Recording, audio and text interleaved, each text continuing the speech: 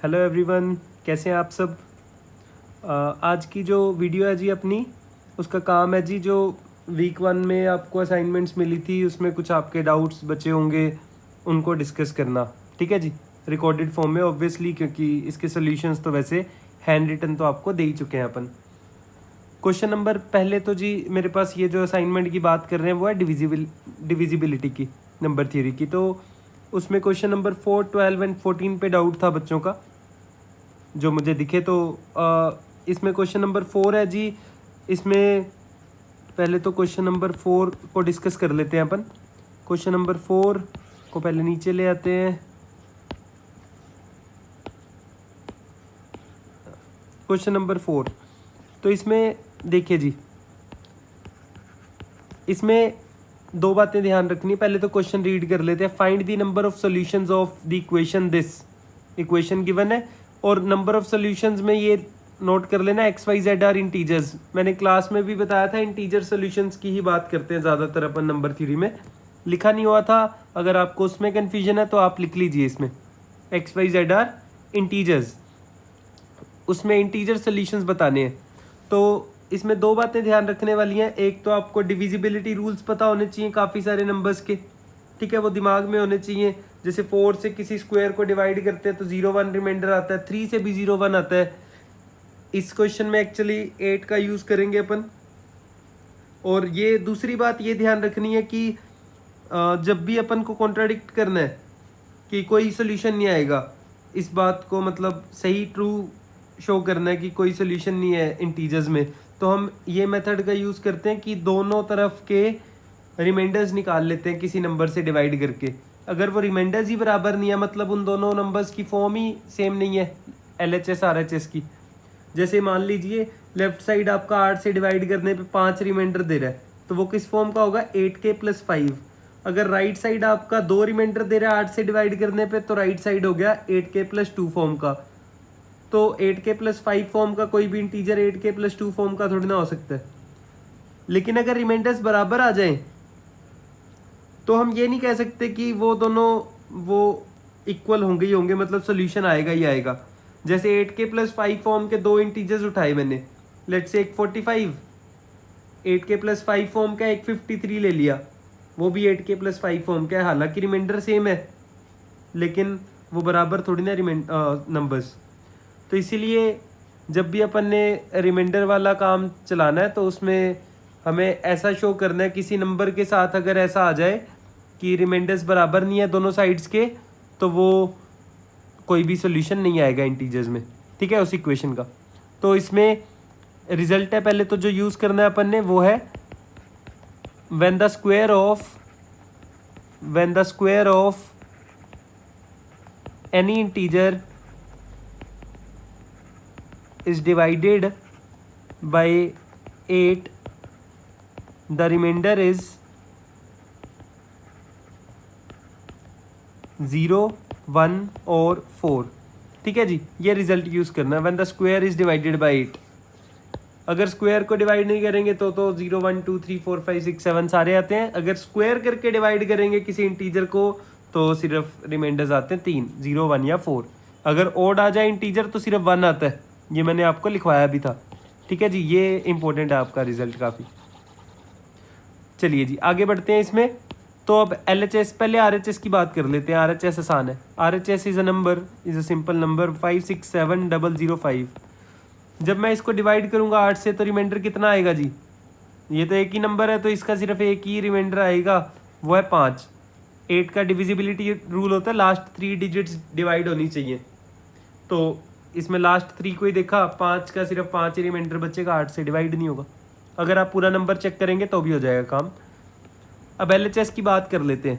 LHS है x² + 8y + 16z। अब x² को मैं 8 से अगर डिवाइड करूँ, 8 से डिवाइड करूँ तो x² के रिमाइंडर्स आने 0 1 या 4, ये 3 पॉसिबिलिटीज़ है।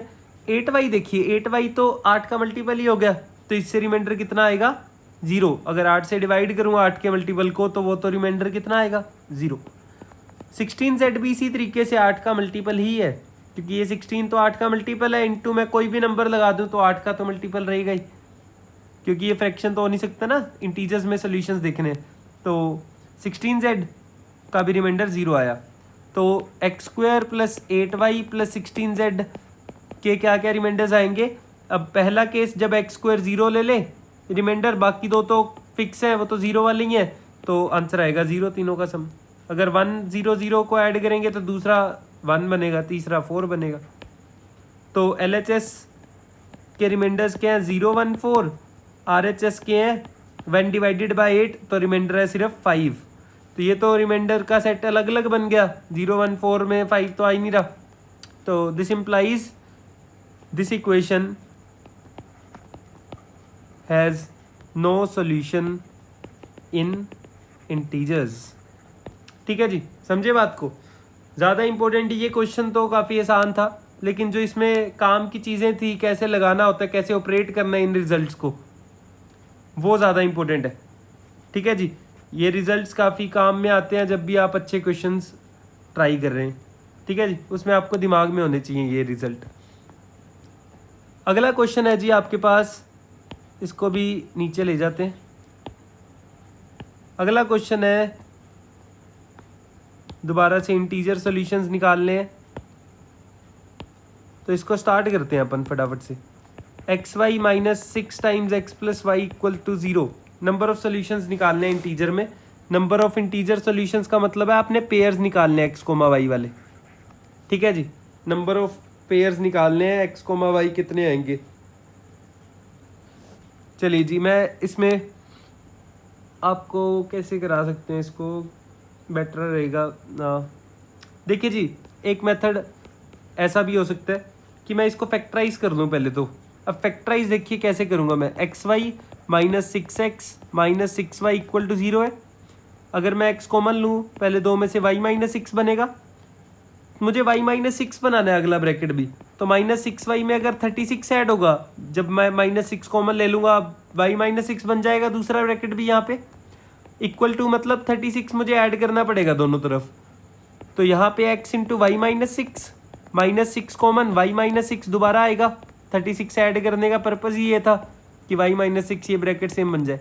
यहाँ से x minus 6 into Y minus 6 कितना बन गया 36। मेथड 1 यही करेंगे अपन। दूसरा मेथड मैंने आपके सॉल्यूशन में दे रखा है, तो वहाँ से आप देख सकते हैं, काफ़ी आसान है वो भी। यहाँ से x minus 6 equal to 36 upon Y minus 6 बन गया। x की वैल्यू क्या आ गई 36 अपॉन वाई माइनस 6 प्लस 6। यही बनेगा उससे भी मेथड से, बस ये फैक्टराइज वाला मेथड मैं आपको बता रहा था, फैक्टराइज कर सकते हैं। x in terms of y लिख दिया x। अब लेफ्ट हैंड साइड देखिए, LHS तो क्या बनी सिर्फ x, जो कि क्या है इंटीजर।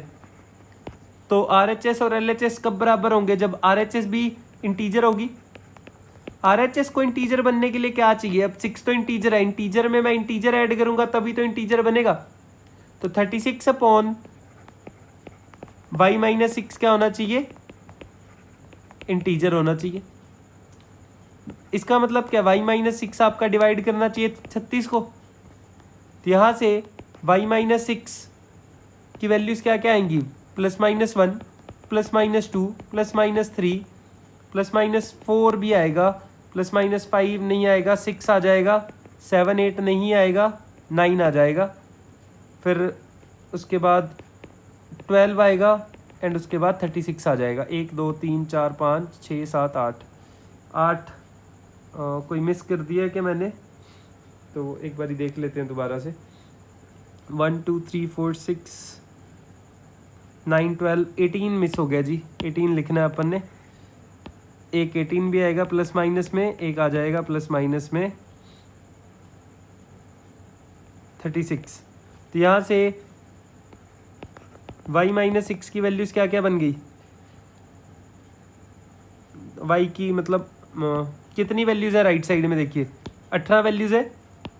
तो number of values of y कितनी आएंगी, number of different values of y is equals to 18। हर एक y की वैल्यू के लिए एक एक x की वैल्यू आ जाएगी, वो आपका काम है जी, खुद से आपने करना है। किसी को मे भी नहीं, वैसा डाउट तो नहीं आएगा, ठीक है, कोई दिक्कत नहीं है। बस तो कहने की बात ये है कि अब आपने क्या करना है, number of values of Y निकाल लेंगे, यहाँ से 18 आ जाएंगी, उसके कोरस्पॉन्डिंग एक्स की वैल्यू आप निकाल के देखेंगे तो वो इंटीजर बनता जाएगा यहाँ वाले रिलेशन से। तो आपके पास एक्स कोमा वाई के कितने पेयर्स आ जाएंगे, 18। जैसे कि एक वैल्यू निकाल लेता हूँ मैं, वाई माइनस 6 की वैल्यू जब आप 1 रखेंगे तो वाई की वैल्यू कितनी आ गई, 7। वाई की वैल्यू 7 पे एक्स की वैल्यू कितनी आएगी, 36 अपॉन वाई माइनस 6 है प्लस में 6 which is equal to 36 upon 1 plus 6 is 42। तो एक पेयर बन जाएगा 42,7। इसको एक सोल्यूशन मानना है। ठीक है जी, ऐसे करते करते आपके पास 18 सोल्यूशंस बन जाएंगे। तो ये था क्वेश्चन आपके पास। ठीक है जी, आई थिंक ये क्लियर होगा सभी को। लास्ट क्वेश्चन है क्वेश्चन नंबर 14। ये अच्छा है क्वेश्चन काफ़ी। इसके लिए मैंने आपको 1-2 रिजल्ट लिखवाए थे पहली क्लास के लास्ट में, वो रिजल्ट काफ़ी काम में आएंगे। तो आई होप आपको वो रिजल्ट याद होंगे। उन रिजल्ट के सॉल्यूशंस भी अपन करेंगे। आपने नंबर ऑफ डिवाइसेस का तो कर ही लिया होगा, सम ऑफ डिवाइसेस का नहीं किया होगा अभी। सम ऑफ डिवाइसेस का भी मैं एक आधी क्लास में नेक्स्ट में करवा दूंगा। तो इसमें रिजल्ट ये होता है, पहले तो लास्ट क्वेश्चन में यहाँ पे मिस प्रिंट था, यहाँ पे एन दे रखा है लास्ट में, वो के कर लीजिएगा वरना तो कोई सेंस नहीं बनेगी इसकी। तो हमारे पास एक नंबर दे रखा है कैपिटल एन, 1800। 1800 के डिवाइजर्स हैं D1, पॉजिटिव डिवाइजर्स हैं D1, D2 and so on up to DK are positive divisors of 1800। तो मुझे रिजल्ट से पता होता है सम ऑफ डिवाइजर्स।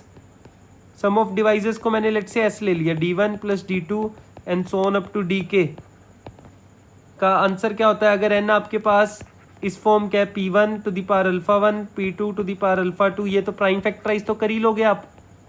ठीक है जी, प्राइम फैक्टराइज तो कर ही लोगे। प्राइम फैक्टराइज करने के बाद जो सम ऑफ डिवाइसेस बनता है उसका फॉर्मूला होता है, P1 to the power alpha 1 plus 1 minus 1 upon P1 minus 1। जो भी P1 था आपके पास उसकी पावर 1 रेज कर दीजिए, माइनस उसमें से 1 घटा दीजिए, अपॉन में P1 माइनस 1। ऐसे ही दूसरा ब्रैकेट बनेगा P2 to the power alpha 2 plus 1 minus 1 upon P2 minus 1 and so on up to Pn to the power alpha n plus 1 minus 1 upon Pn minus 1। ये कर देना आपने जी, ये फॉर्मूला होता है। ये कैसे आता है, ये जीपी का भी आपको थोड़ा सा यूज़ करना पड़ेगा। तो पहले अपन एक लेक्चर अपना APGP पे, ये अगला, उसके बाद हम ये रिजल्ट भी प्रूव कर लेंगे। अब हमें ये रिजल्ट तो पता होना ही चाहिए और एक दूसरा रिजल्ट पता होना चाहिए, नोट लगा के, if D is a divisor of n then n by D is also a divisor। मतलब अगर एक डिवाइजर आपके पास पड़ा हुआ है तो n अपॉन वो वाला डिवाइजर कर दीजिए तो आपको एक नया डिवाइजर मिल जाएगा। ठीक है जी। तो जैसे कि एक नंबर मान लिया मैंने, एक नंबर मान लिया लेट्स से 100। 2 तो डिवाइजर है ना, 2 इज अ डिवाइजर ऑफ 100, ये तो आप मानते होंगे क्योंकि 2 डिवाइड कर देता है 100 को। अब दूसरा डिवाइजर 100 अपॉन 2 भी तो डिवाइजर होगा ना, is also a divisor. n upon D कर देंगे तो भी एक नया डिवाइजर आपको मिल ही जाएगा क्योंकि इन दोनों का प्रोडक्ट n बनना है। तो इस तरीके से ये रिजल्ट आपको यूज़ करना है। तो इसी की हेल्प से एक और रिजल्ट बनता है जो कि डायरेक्टली अप्लाई करना है अपन ने इस क्वेश्चन में। If D1, D2 and so on up to DK are divisors of capital N, then n upon D1, n upon D2 and so on up to n upon DK are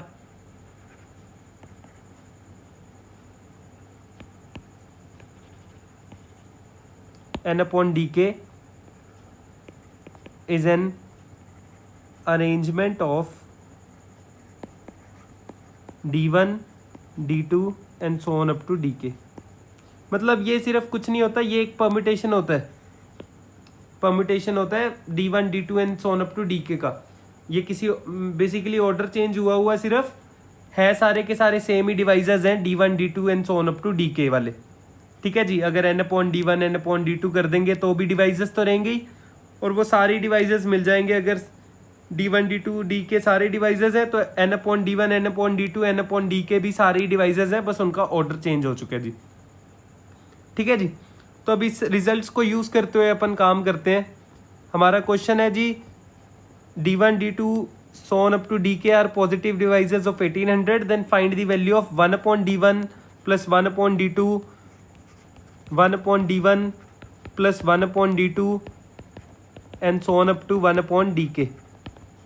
Let capital S equals to D1 plus D2 and so on up to DK.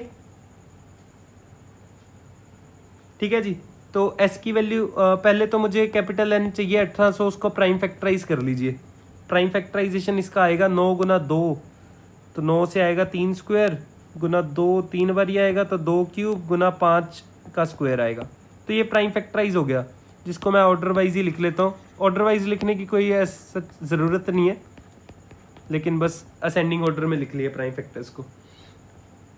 तो इसमें capital S कितना बनेगा जी, देखिए P1 to the power alpha 1, 2 to the power alpha 1 plus 1 करना होता है, तो 2 to the power 4 minus 1 upon P1 minus 1 into में दूसरा ब्रैकेट स्टार्ट हुआ P2 to the power 2 plus 1 आया 3 minus 1 upon 3 minus 1 into 5 to the power एक power बढ़ा दी अपॉन 5 माइनस 1।